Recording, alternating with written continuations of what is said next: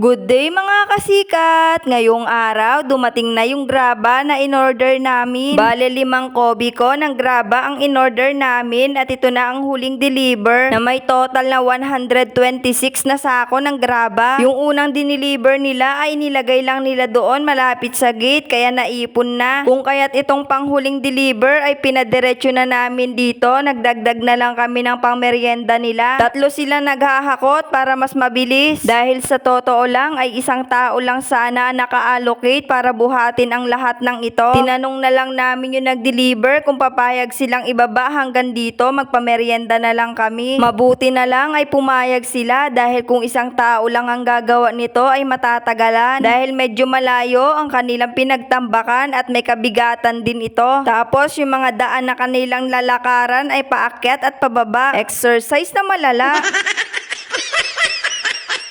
Sinamantala na namin yung pagkakataon na may magbubuhat nitong mga graba nang maidiretso na dito sa ibaba. Ako na nga ang nagkakalat ng mga graba para sa mga bahaging wala pa. Umextra muna ako para mag-exercise para naman mapasama ako sa merienda.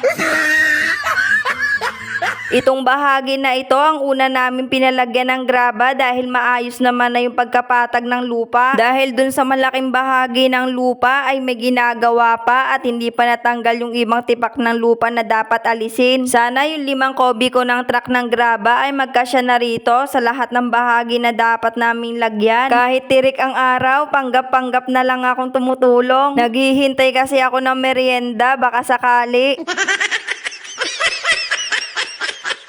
Tapos pagod-paguran na rin kunwari.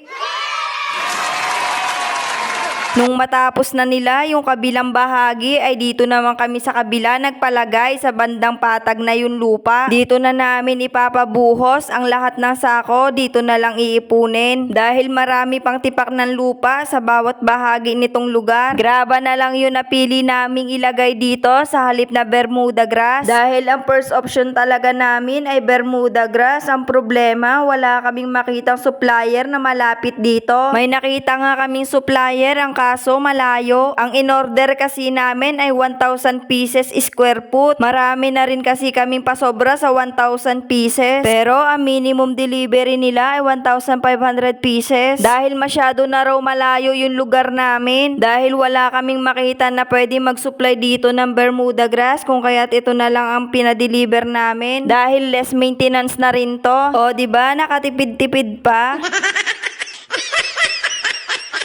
Pag natapos ng palitadahan, natanggalin yung mga lupa at maiayos na yung mga bato. Sa susunod na pagbalik na namin ang pagpipintura at pagtatanim ng mga halaman. Magbabakasyon muna kami kung saan-saan. Pwede nyong abangan sa susunod kong mga vlog para updated kayo kung saan-saan ako napadpad.